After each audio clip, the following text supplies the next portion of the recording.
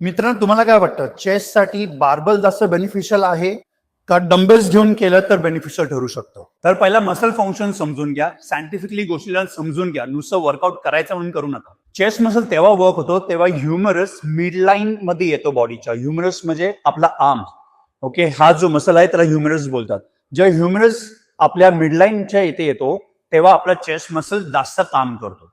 तर आता मी तुम्हाला डंबेल्स आणि बार्बल मध्ये दोघांमध्ये तुम्हाला डेमॉन्स्ट्रेट करून दाखवणार आहे की ह्युमरस कोणत्या याच्यामध्ये जास्त जवळ येतो आणि त्याच्यावरून तुम्ही ठरवू शकता की बार्बल बेनिफिशियल आहे का डंबल्स बेनिफिशियल आहे. हे बघा, जेव्हा मी बार्बलनी चेस्ट प्रेस करतो तेव्हा माझा हात, माझा आर्म, ह्युमरस हा मिडलाईनच्या लांब जातो आहे, आणि जेव्हा मी डंबेल्सनी चेस्ट प्रेस करतो तेव्हा माझा आर्म्स मिडलाईनच्या जवळ येतोय.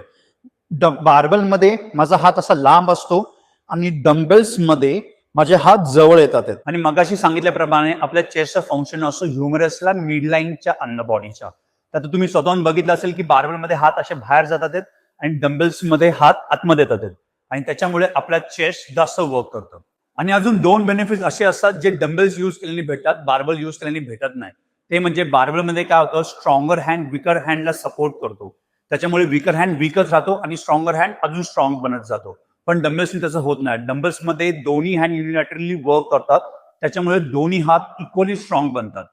सेकंड म्हणजे बार्बल मध्ये काय होतं, स्ट्रॉंगर हँड जास्त वर्क करते, स्ट्रॉंगर साईड जास्त वर्क करते आणि विकर साईड कमी वर्क करते.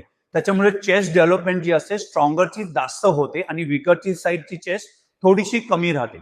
जर मित्रांनो तुम्हाला हा व्हिडिओ आवडला असेल तर नक्कीच लाईक, शेअर आणि फॉलो करायला विसरू नका. कारण की हा व्हिडिओ बनवायला तर मेहनत तर लागतेच लागते, पण या सगळ्या छोट्या छोट्या गोष्टी ज्या खूप इम्पॉर्टंट आहेत त्या तुम्हाला कोण सांगणार नाही.